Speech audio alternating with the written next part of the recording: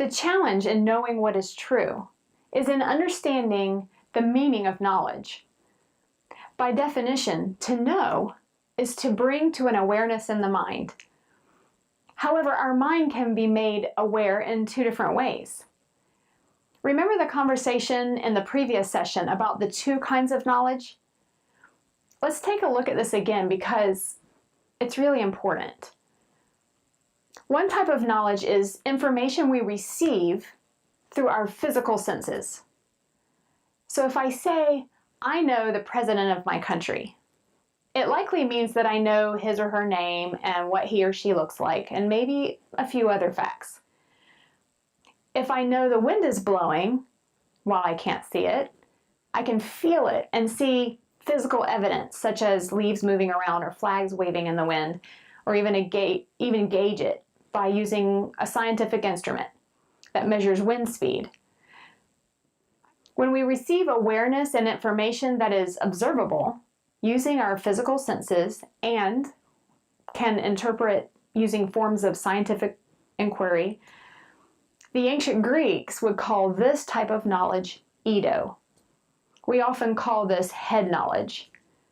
On the other hand, if I say, I know my wife or my husband loves me, or I know the mountains are peaceful, it is not because I can see or measure love and peacefulness, touch it or hear some facts about it, but because this information came to me through some way other than my physical senses.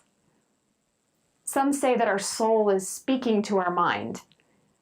This type of knowledge comes from within us and is not measured through some physical instrument.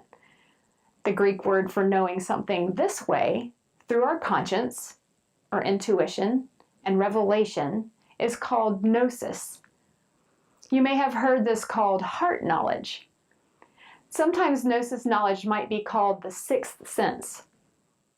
Some people say gnosis knowledge of an object comes to you when some invisible source bears witness or testifies to certain qualities of an object. We jokingly say, a little bird told me, or the devil made me do it. But more seriously, some people believe they commune with loved ones who have died and passed on to another life. Most religions believe in supernatural visions or visitations. Like some members of the New Age movement believe in angelic visitations. Christians believe one role of the Holy Spirit is to provide gnosis knowledge of God and His love for us. Sometimes we talk about seeing something in our dreams that tells us something about someone or something. These all would be forms of gnosis knowledge. Often gnosis knowledge is confused with emotion and feelings.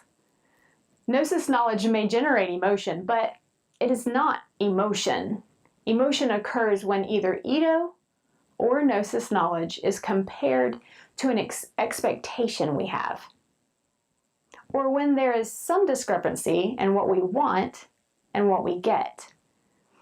We feel happy when we know something exceeds expectation, like we got a better grade on a test than we thought, or we are sad or angry when our knowledge falls short of expectation. Like we find out someone lied about us to a friend. It's very easy to confuse gnosis knowledge and emotion, but we shouldn't. Remember, you can have an emotional response to eido knowledge too. This will become more clear as we discuss this in more detail. Remember in session 1, we introduced this idea of two types of knowledge by referring to ways we know about the Atlantic Ocean. A map gives us eido knowledge, but when we physically wade or swim in the ocean, we receive gnosis knowledge because qualities of the ocean are revealed to us in more experiential ways than just head knowledge. As we said earlier, we can have emotion from each type of knowledge.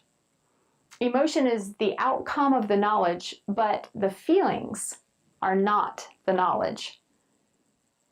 So let's look at another example. about how knowledge comes in two forms. It's interesting the way each type of knowledge shapes our judgments about things. For example, the common practice when hiring someone for a job is to collect knowledge about all applicants. The first form of knowledge is usually the person's resume, containing all types of facts about education, relevant experience, and skills. This would be Edo knowledge. However, when I hire someone for a job, I want references. I want a more intimate knowledge that is different than facts. While I can't always receive gnosis knowledge from personal experience of an applicant, I seek gnosis knowledge other people have with an applicant to have a better understanding of which applicant would be best for the job. References provide a perspective of the applicant that is not just head knowledge or facts.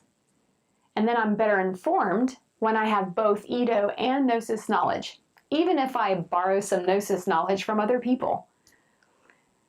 Likewise, when I read, research, and study what others have found about nature, I'm getting Edo knowledge of the world. But when I take a walk in the wilderness to commune with nature, then I gain Gnosis knowledge of it by what is revealed to me in the experiences I have with nature. My soul sends me information about the creation around me in addition to my 5 physical senses. So when I say I have knowledge of nature, I may not make a distinction between Edo and Gnosis because the two together make up what I know.